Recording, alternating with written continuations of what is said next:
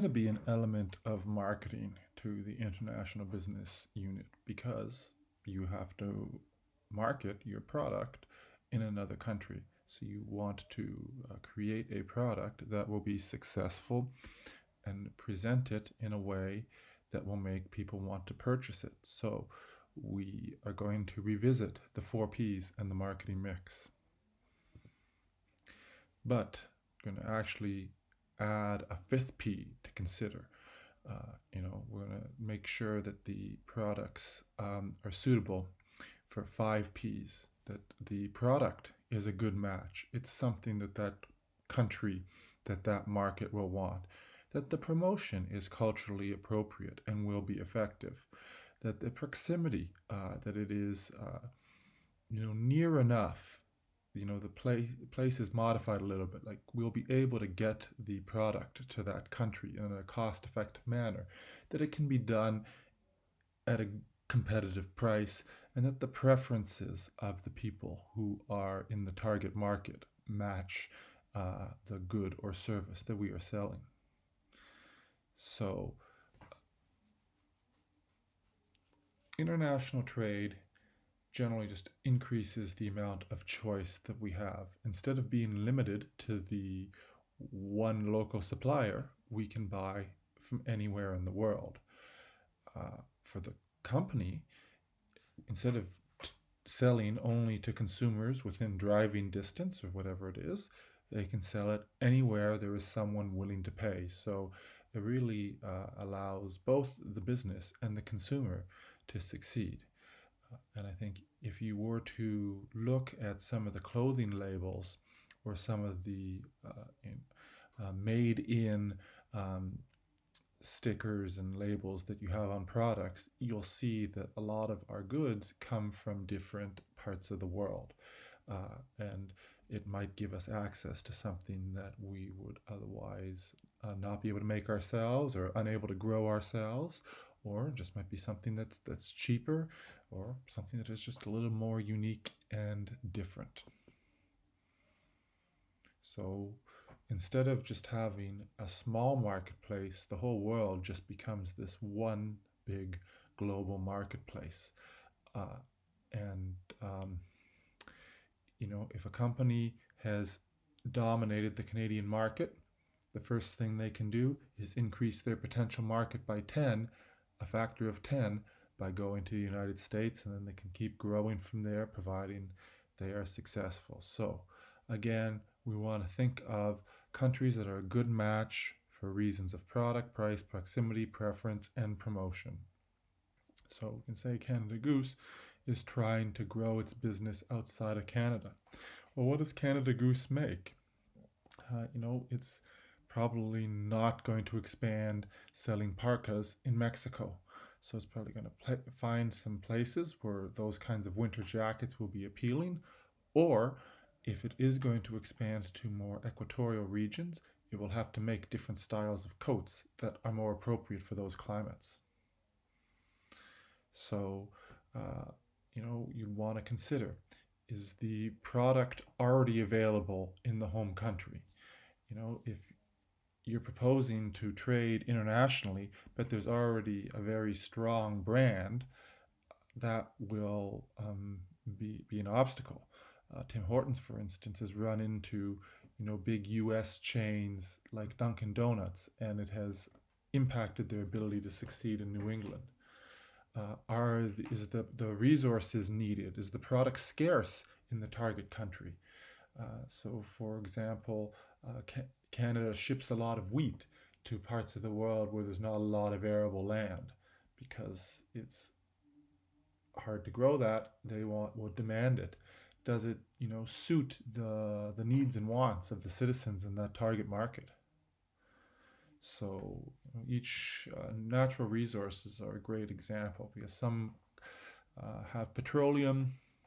Canada happens to, although it is a little hard for us to process it because it's in the oil sands. Some have lumber, some have different types of precious metals, and you can, sometimes there's, fisheries. You can easily, there's fruits that can be grown in the U.S. because it's more temperate. You can easily trade one type of resource for something that is unavailable in your own country. Some things might be seasonal. So there's a limited growing season in Canada, so we need to trade to get those fruits and vegetables year round. It might be something that's unique. New Zealand is known for its honey because those bees in New Zealand, haven't interacted with other bees, so it's got a very, very distinct taste.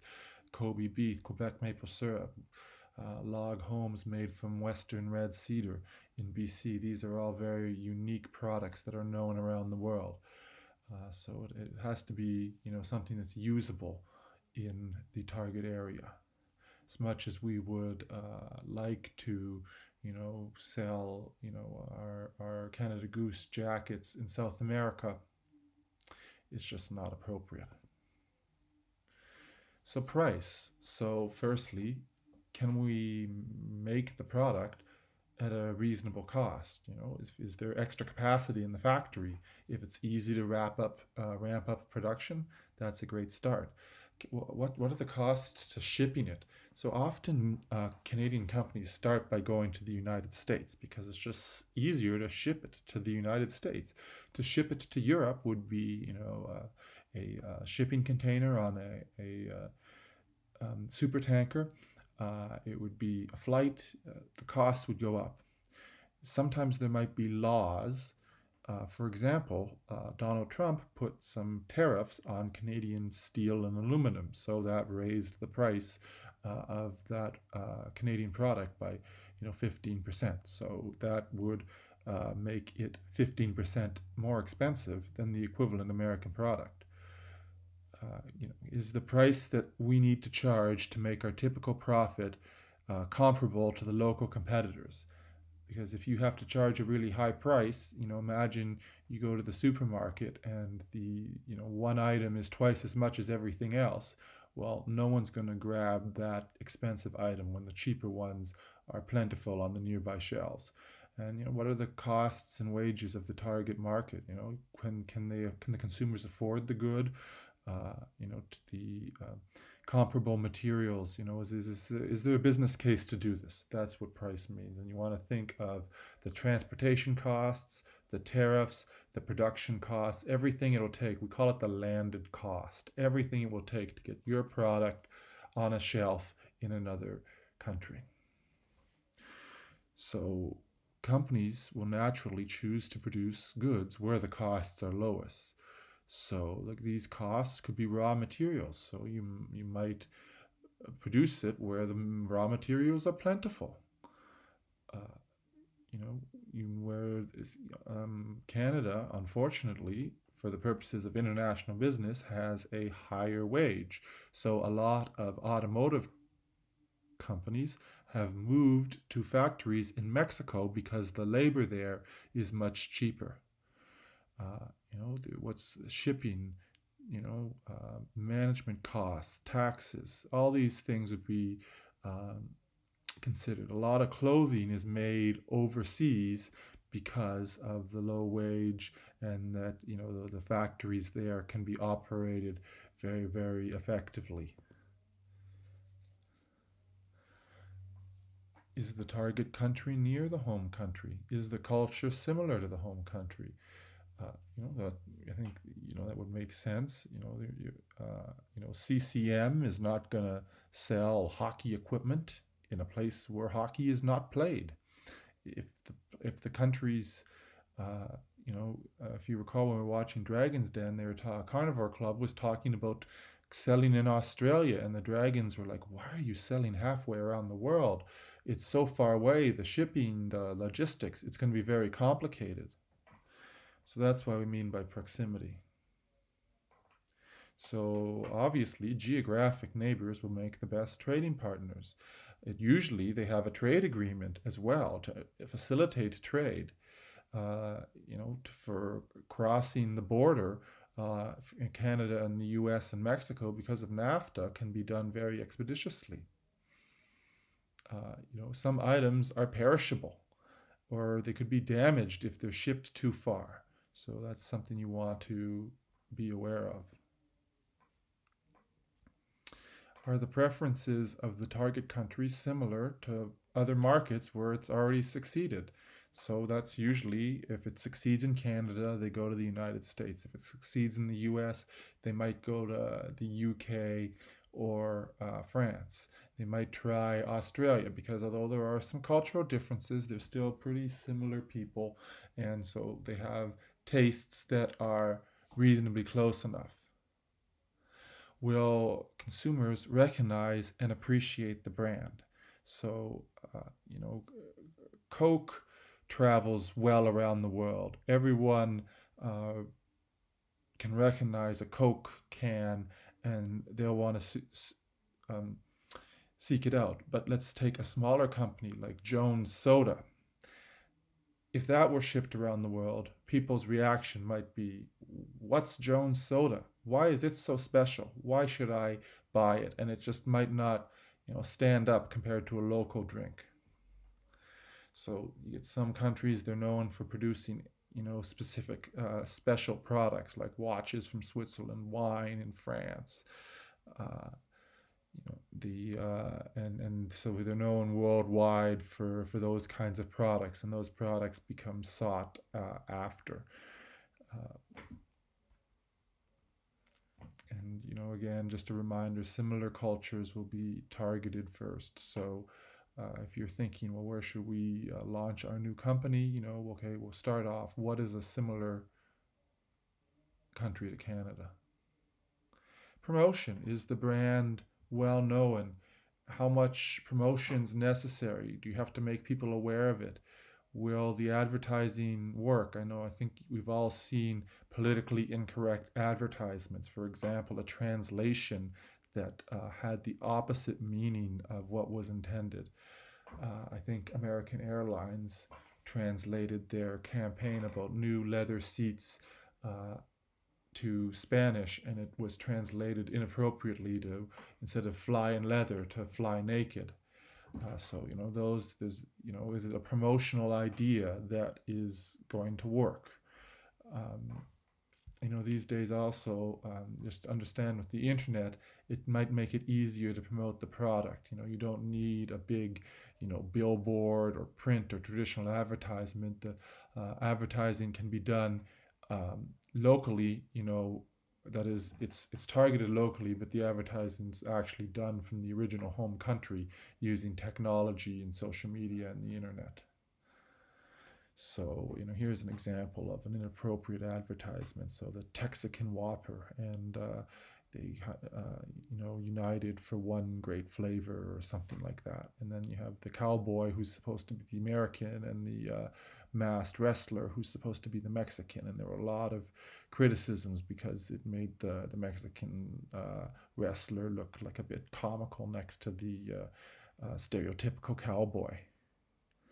And companies have to create awareness for their products first before they can launch, and then they can try and change brand preferences. A trend recently is global brands that are well known and popular in many countries and cultures. So what you need to do to determine if your product will work is to analyze the factors that are present in your target market and see if they match your company. So in 2009, Barbie and Mattel launched a store in Shanghai, and they thought that that'd be a great idea. That'd be a new market. The store would be fancy. You can see it here. It's white and pink, and that it would just succeed. And a couple of things went wrong. Firstly, it turned out that people were not aware of Barbie. So we had a branding issue, a brand awareness issue. They launched a standalone single store, but no one knew what it was about. So that made it difficult to draw customers. They just assumed everyone knew Barbie and would, want to shop there. No. Secondly, they couldn't get a source for making their goods near China. So, because of the landed cost, the shipping, the production far away, the prices were very, very high. And if it were a premium brand, that could perhaps be justified. But again, people don't understand what Barbie is, so why would it, be successful?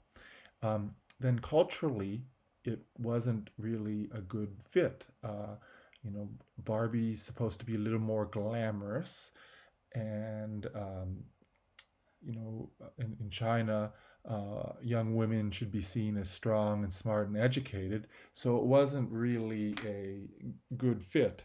Some of the analysts suggested that, well, if they'd made it as an aspirational, like be like Barbie and you can enjoy these luxuries, it might have encouraged young girls to buy it, as a sort of a aspirational to kind of if they were successful and they were well educated, they could enjoy this type of um, lifestyle.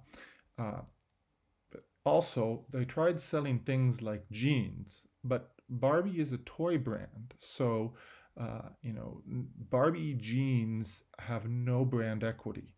Uh, People, maybe somebody who's a big Barbie fan would buy all the items: Barbie shoes, Barbie jeans, a Barbie shirt, a Barbie hat, and all the dolls. But that's really not most people. So there were American fashion brands that Chinese consumers were aware of, but the Barbie was not one of them. And then Barbie jeans is like, what is this product? Who's Barbie? Is this a designer or is this from Italy? No one knew. So again, just bad fit. Some people thought that, oh well, because sort of Barbie's light skinned and blonde, it would that won't be appealing. So they did make a Barbie that would be representative of Chinese young women, but actually the stereotypical Barbie was more popular. If people were going to buy it, they wanted the stereotypical Barbie. It just was that those many people was not a great number and not enough to justify the high price